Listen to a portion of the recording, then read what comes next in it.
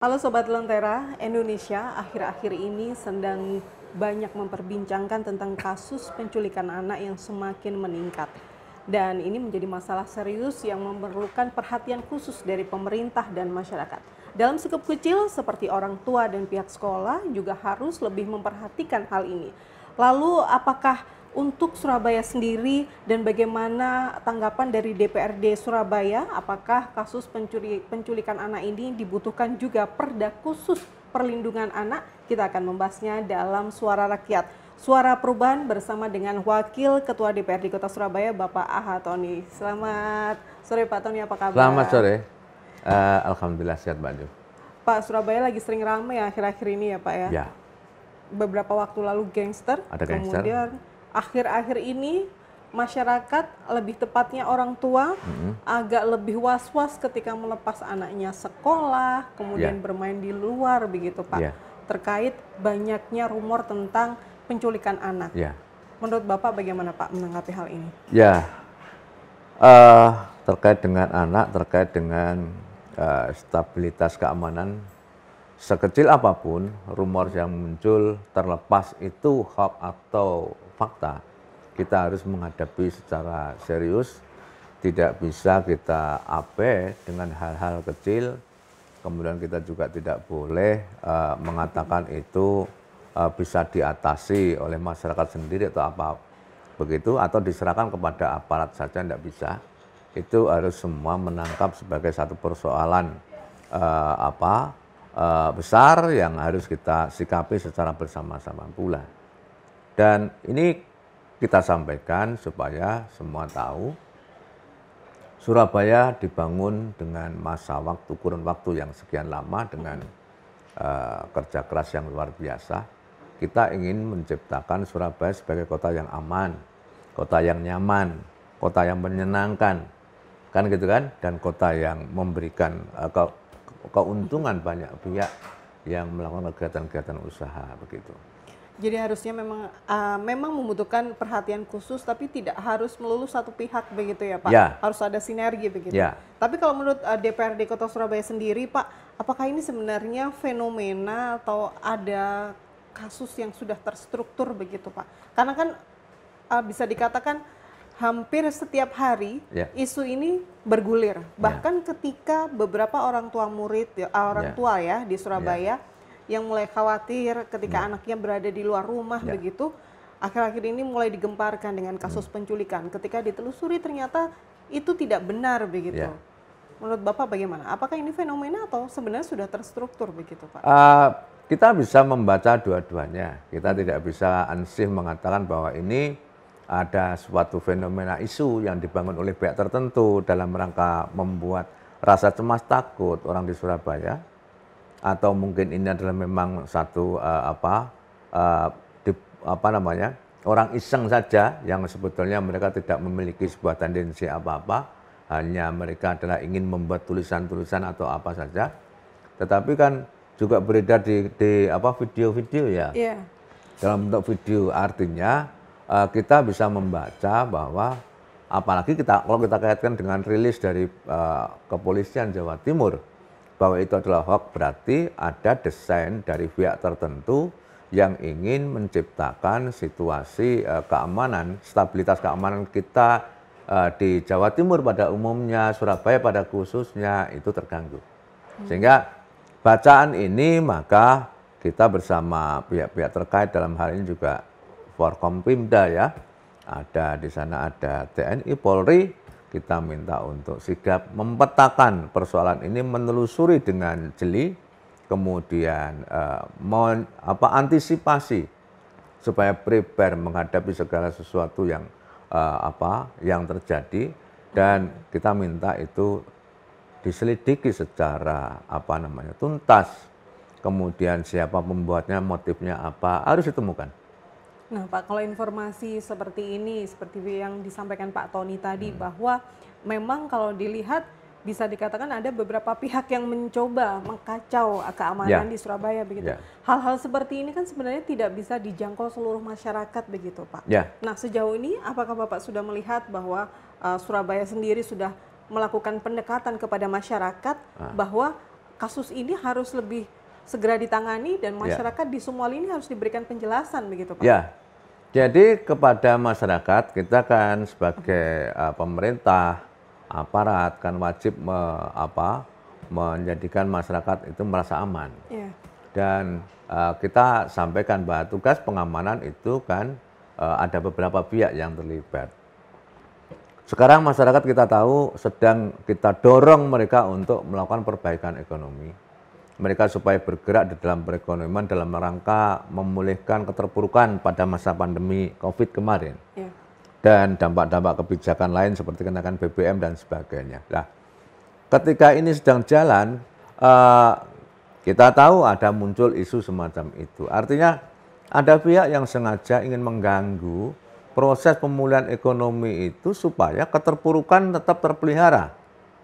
Kalau keterpurukan terpelihara, maka upaya mengacaukan ini akan lebih mudah dilakukan. Dan kita juga tahu dari sisi tahun ini tahun politik kan gitu kan.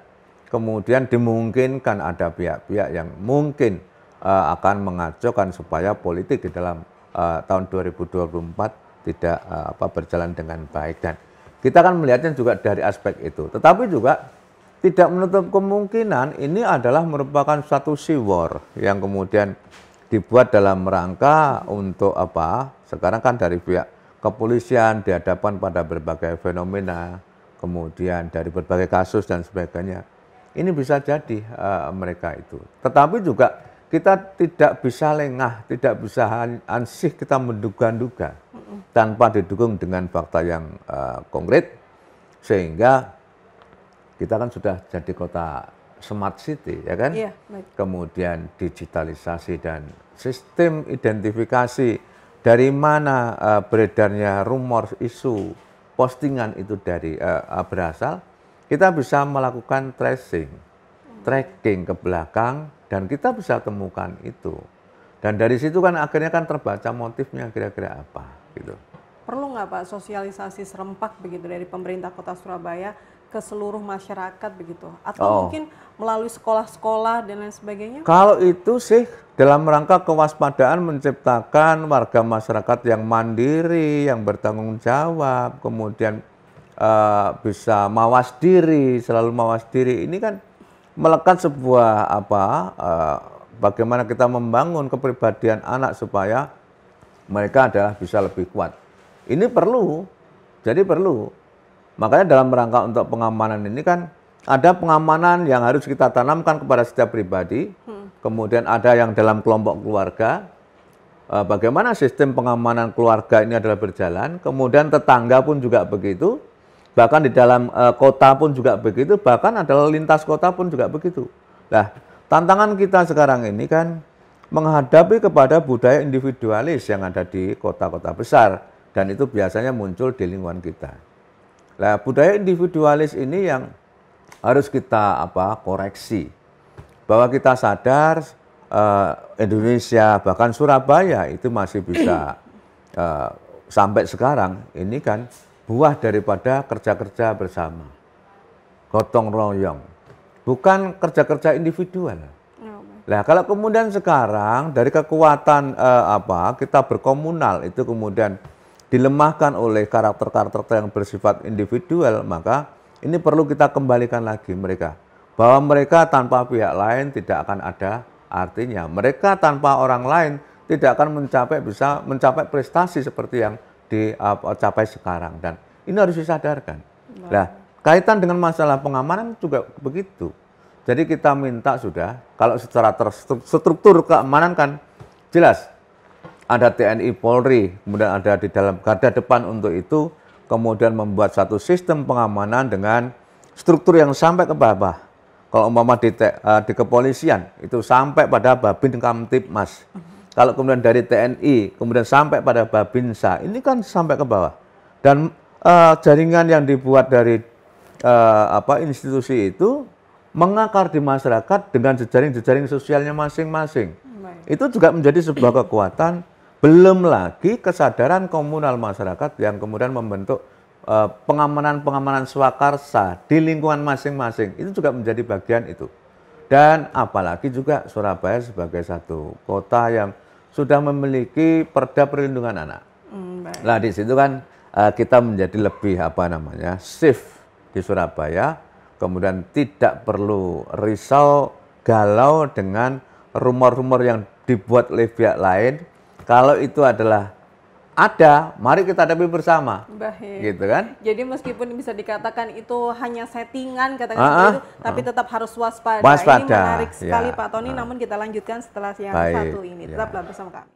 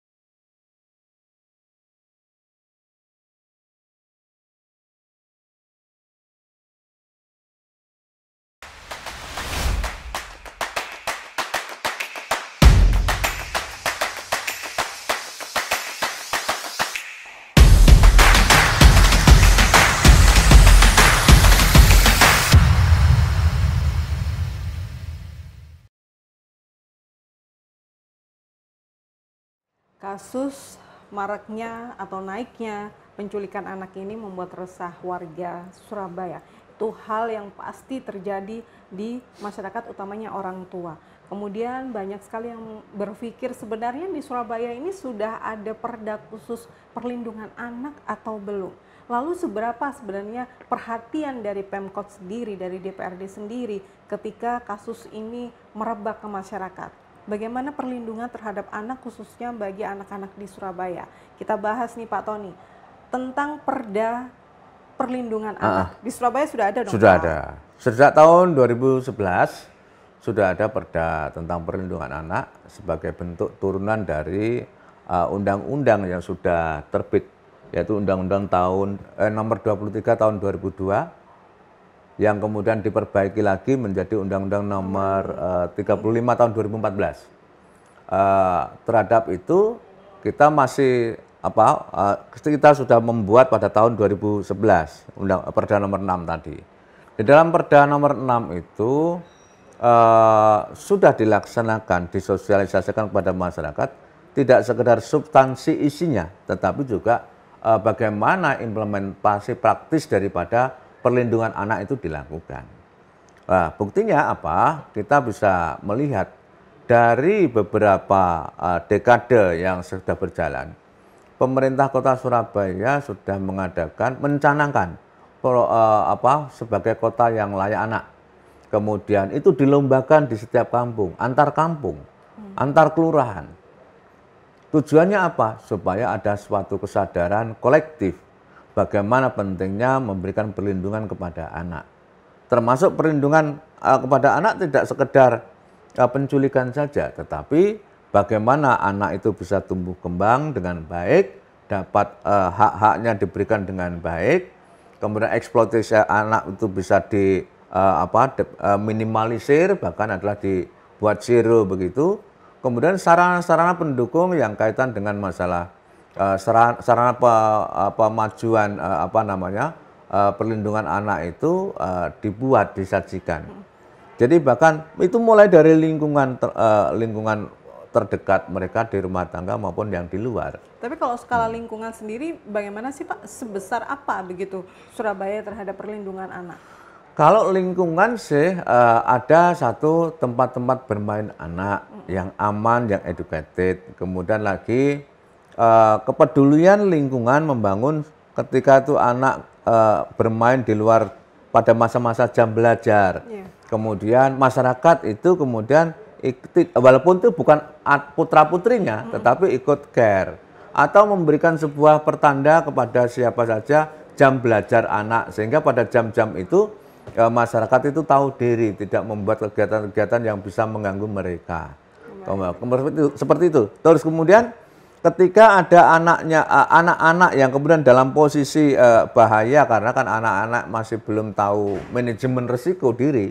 Kemudian karena kita tidak lagi mengembangkan sikap individualis yang tadi saya sampaikan, punya care gitu kan. Nah sekarang ini kan atau kemarin-kemarin itu ada kecenderungan ada orang kecelakaan sekedar dilihat, ada anak sedang bahaya pun juga sekedar dilihat. Karena biasanya orang-orang berpikirnya ya individual itu tadi. Individual, iya. Kalau nanti itu dia ikut intervensi di dalam kegiatan itu, nanti itu tambah repot gara-gara ini, itu, dan sebagainya. Ini yang harus mindsetnya dirubah ya Pak? Mindset itu yang harus dirubah. Itu tidak betul, dan kota ini kan mengajarkan kepada kita bahwa kita ada kebersamaan untuk mencapai satu tujuan besarnya. Baik. Pak Tony, kemudian ada program kolaboratif parenting dari Kemendikbud sendiri. Apakah sudah berjalan dengan baik nih Pak di Surabaya? Kalau dikatakan sudah berjalan dengan baik itu kan relatif ya. Tetapi kan dikatakan tidak baik, nyatanya kita itu juga dapat penghargaan tentang sebagai kota yang layak anak dan sebagainya, itu sudah dapat kita dari tingkat nasional maupun dari Asia begitu. Dan ini kan menjadikan kita yakin bahwa sebetulnya program itu insya Allah sudah berjalan lebih baik mungkin dibanding dengan gitu kan tempat-tempat yang lain. Nah, kemudian yang di sekolah-sekolah pun juga kita melihat dari sistem yang disampaikan oleh kepala dinas, kita juga dapat report bahwa mereka sudah lakukan itu di beberapa tempat, mulai dari PAUD lingkungan permainan anak, jadi ada PAUD PAUD. Kemudian sampai pada taman kanak, sekolah dasar, itu ada satu tatanan-tatanan yang mencerminkan tentang program itu. Baik, Pak, kalau penculikan anak ini kan sebenarnya kalau bisa dikatakan rentetan dari beberapa kejadian begitu. Habis penculikan anak, kemudian muncullah penjualan organ tubuh begitu. Kalau di Surabaya Pak, sejauh ini pengamatan Pak Tony sendiri bagaimana Pak? Ya, kalau sampai pada kita mengatakan tidak karena tapi juga waktu yang lalu sempat muncul itu. Sehingga kalau di Surabaya kita masih belum menemukan itu faktanya, tetapi tetap saja kita tidak boleh abai, kita tidak boleh lalu menyatakan itu tidak terjadi. Bahkan adalah informasi-informasi walaupun itu hoax itu menjadikan kita sadar bahwa manajemen resiko kepada setiap individu maupun keluarga di Surabaya dan keluarga besar Surabaya supaya tetap dalam posisi yang waspada dan siaga itu. Antisipasi dari pemerintah Kota Surabaya sendiri, Pak, perlu nggak sih mereka mengadakan sosialisasi kepada pihak-pihak sekolah begitu, Ya, terutamanya anak-anak yang masih di ya, bawah umur nih, Pak, katakan STK, SD hmm, gitu, ya. mendatangkan kepala sekolah mungkin, Pak, Heeh, jadi bisa lebih memperketat pengamanan di setiap ya. sekolah dan lain sebagainya. Itu perlu nggak sih, Pak, Oh dilakukan sebenarnya? perlu. Jadi kan gini ya, kalau apalagi kalau untuk yang anak siswa yang dalam tanda kutip masih PAUD, TK, SD, yang memang mereka masih rentan ketika ada gangguan-gangguan keamanan menyangkut mereka. Apakah itu karena faktor kelalaian atau memang adalah dalam posisi akan dilakukan oleh pihak lain, maka kan perlindungan dari keluarga itu kan mesti harus ada. Sedapat mungkin mereka diantarkan, sedapat mungkin mereka dijaga. Kalau memang adalah tidak ada pihak yang menjaga, sekarang ini kan bertumbuh kesadaran masyarakat. Munculnya tempat-tempat penitipan anak itu jangan dianggap sebagai satu hal itu ruang bisnis, tetapi adalah bisnis belaka, tetapi bagian daripada betapa perlindungan pada anak itu sudah menjadi sebuah pemahaman masyarakat umum, memberikan kesempatan bagi mereka yang kesulitan supaya dititipkan di situ.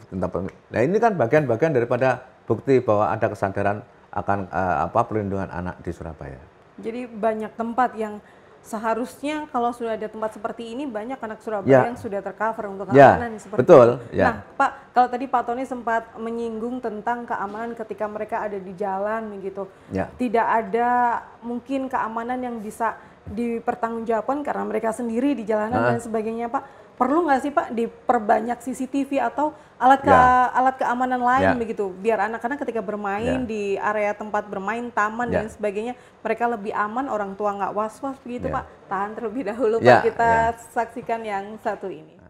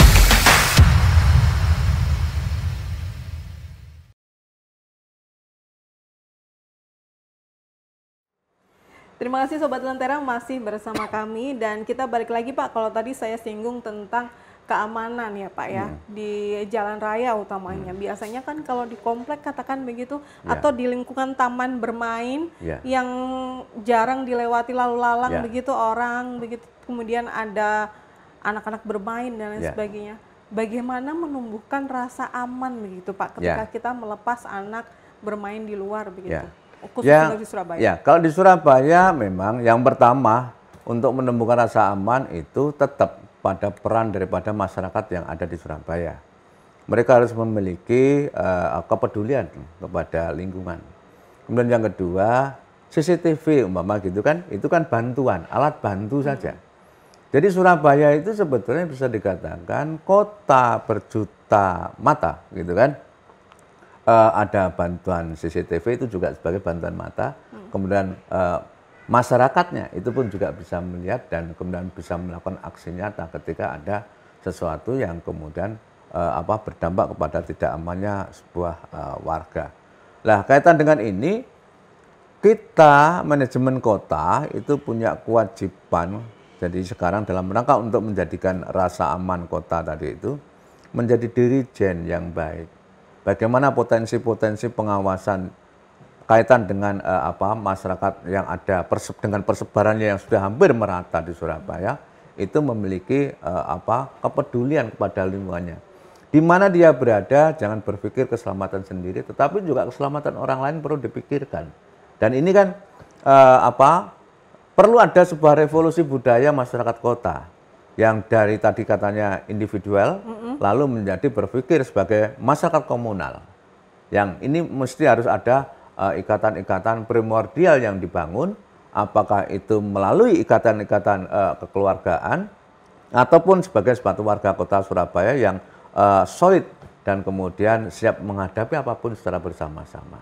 Jadi lebih perhatian ya Sobat Lentera ketika di luar begitu, ketika melihat mungkin memang bukan keluarga, mungkin bukan saudara atau teman begitu, tapi ketika memang membutuhkan bantuan atau ada sesuatu yang dilihat janggal, segera memberikan pertolongan. Pertolongan. Kemudian Pak, kalau malam hari ini Pak, penambahan penerangan perlu nggak sih Pak? Apalagi yang di Surabaya ini kan banyak sekali taman-taman yang digunakan untuk bermain anak-anak begitu Pak. Ya, perlu. Jadi Surabaya sudah bisa dikatakan hampir sebagai satu kota yang tidak pernah tidur. Iya, kota yang tidak pernah tidur, selalu hidup dari pagi ke pagi itu hidup karena aktivitasnya begitu luar biasa. Lah, jaminan rasa aman menjadi satu hal yang penting. Tadi kita katakan stabilitas keamanan itu menjadi satu hal yang penting. Jadi pendekatan keamanan itu juga kalau di masa pemerintahan masa lalu kan menjadi sebuah syarat. Sesuatu itu bisa dilaksanakan dengan baik ketika keamanan itu sebagai satu kebutuhan dasar itu bisa terpenuhi dulu. Apapun yang itu yang akan dilakukan. Nah, sehingga dalam rangka untuk kita membangkitkan ekonomi dan sebagainya maka rasa aman harus terbangun. Nah, untuk itu kan ada beberapa pihak yang kemudian punya porsi untuk ikut di dalam menjaga keamanan itu, apakah itu dari kepolisian, dari TNI, bahkan dari pemerintah kota melalui satgasnya, Satpol PP dan sebagainya. Ini juga dan termasuk Pam Swakarsa yang ada di masyarakat itu kan juga menjadi bagian dari struktur yang ada. Tinggal bagaimana itu dimanfaatkan supaya dihidupkan, kemudian digerakkan dengan secara sistematis, kemudian luas, tidak terstruktur tetapi menjadi sebuah budaya. Kalau budaya kan akhirnya lebih sifatnya lebih tidak formal tetapi berjalan faktanya. Itu akan lebih menarik. Seperti di Bali kita melepaskan jangankan adalah orang, barang saja ditinggalkan aja tidak ada masalah. Itu kan bentuk daripada jaminan keamanan. Lah Surabaya kita kepingin dong seperti itu. Kemudian adalah anak memiliki keleluasaan kebebasan jalan. Kemudian siang malam orang di Surabaya itu aman. Supaya apa? Investasi jalan baik, kemudian usaha berjalan normal. Nah, kalau kemudian ini sedang kita lakukan, ada pihak yang kemudian kita indikasikan membuat sebuah teror-teror kepada masyarakat dengan mengedarkan video-video yang seolah-olah ada penculikan dan sebagainya, ya mari kita perangi bersama. Kita tidak bisa diam, dan Pak Wali Kota kan kemarin sudah menyampaikan itu sikapnya bagus. Kita punya pemimpin kepala daerah yang reaksioner, yang kemudian artinya tidak mau slowly dalam melakukan sebuah gerakan. Begitu ada satu hal yang kira-kira bisa mengancam keselamatan masyarakat, langsung bersikap. Dan ini responsif, kami tangkap dan kami apresiasi itu. Dan ini mesti harus diikuti oleh masyarakat. Jangan dilihat ini sebagai satu hal yang negatif, tetapi ini justru positifnya sebagai manajemen kota untuk memberikan pertanggungjawaban begitu ya, Pak. Menjamin adanya keamanan, kenyamanan di Surabaya. Menambah jumlah patroli katakan seperti itu dari pihak keamanan itu sangat penting nggak sih Pak, dengan kondisi yang Surabaya akhir-akhir ini banyak hal-hal yang meresahkan begitu Pak? Itu bagian daripada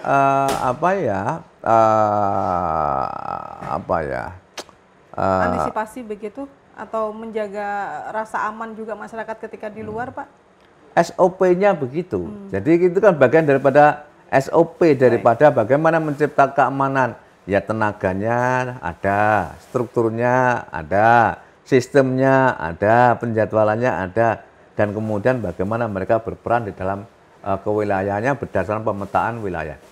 Itu ada, itu mestilah ada. Itu. Dengan kondisi seperti ini mungkin jika lebih ditingkatkan seringnya berpatroli, mungkin patroli tidak harus dari pihak kepolisian kan Pak, maksudnya dari tatanan setiap daerah masing-masing pasti ada, dan itu jika lebih diperbanyak di lapangan, masyarakat juga akan lebih aman seperti itu.